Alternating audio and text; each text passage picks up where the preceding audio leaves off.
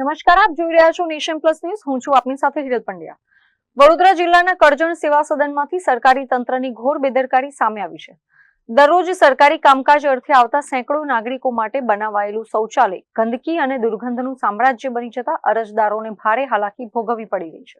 કરજણ સેવા સદનમાં જનસેવા કેન્દ્ર, sub registrar, મામલતદાર તેમજ પ્રાંત અધિકારી સહિતની મહત્વની કચેરીઓ આવેલી છે, જ્યાં કરજણ તાલુકાના 99 જેટલા ગામોમાંથી દરરોજ મોટી સંખ્યામાં નાગરિકો પોતાના કામ અર્થે આવે છે.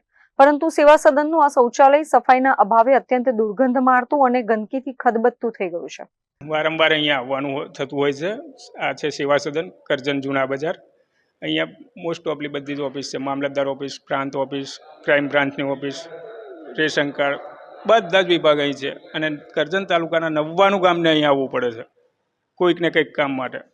એમની માટે આ શૌચાલયની જે વ્યવસ્થા કરવામાં આવેલી છે, એ અંદર બેસો તો નાક દબાઈને બહાર અંદર જવાનું, બહારે નાક દબાઈને આવવાનું. જો પેશાબ પણ ઉતરે નહીં એવી પોઝિશન છે અત્યારે. અને બપોરે લંચમાં જમ્યા પછી ડીશ હોય ટોયલેટની મહી મૂકે છે આ લોકો. આટલી બધી ખરાબ પોઝિશન કરી મૂકી છે.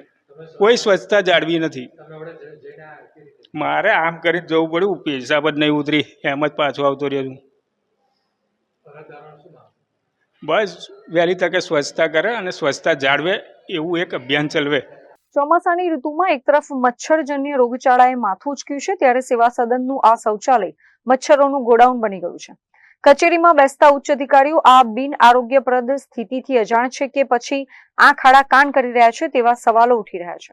કરજણ તાલુકા સેવા સદન ખાતે શૌચાલયની અંદર ગંદકીનું સામ્રાજ્ય જોવા મળ્યું છે.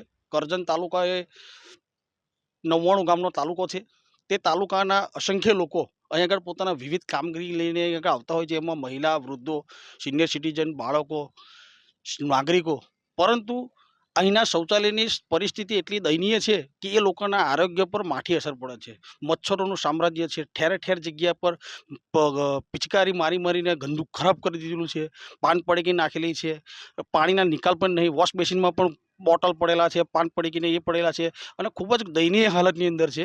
એક બાજુ આ સરકાર એવી વાતો કરે કે સ્વચ્છ ભારત અભિયાન, પરંતુ તાલુકાની મહત્વની કચેરીમાં જાહેર શૌચાલય જે આવેલું છે એમાં કર્મચારી પણ ઉપયોગ કરે છે, સામાન્ય નાગરિક પણ ઉપયોગ કરે છે. એના માટે એટલી બદતર હાલત છે કે ના પૂછે વાત.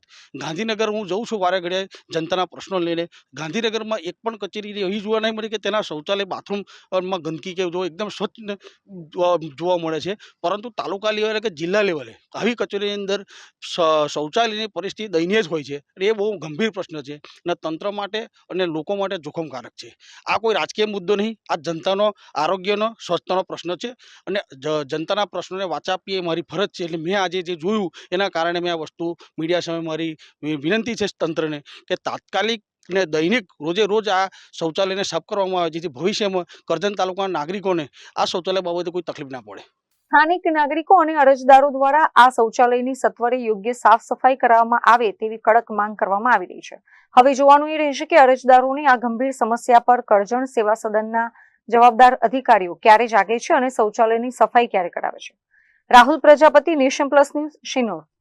સમાચારોના સતત અપડેટ મેળવવા માટે અમારી નેશન પ્લસ ન્યૂઝની યુટ્યુબ ચેનલને સબસ્ક્રાઇબ કરો, બેલ આઇકન દબાવો અને જોડાયેલા રહો ફેસબુક, ઇન્સ્ટાગ્રામ અને ટ્વિટર પર.